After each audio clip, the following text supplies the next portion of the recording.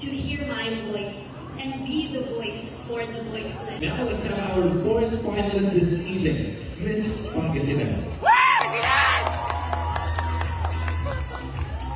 How are you doing tonight?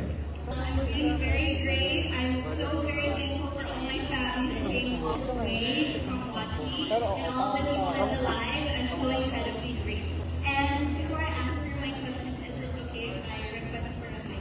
I believe you did have, or did you fall earlier? Is that correct? Now, I just want to say that despite that happened, you did an amazing job tonight. Right, ladies and gentlemen. Yes!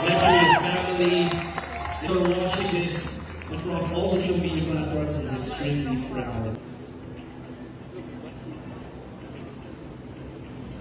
You picked question number 5. What is the essence of being Miss Philippines Youth?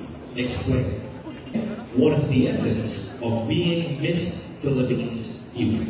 I think the essence of being a Miss Philippines Youth is the ability to listen, to inspire, and bring out the best in our youth.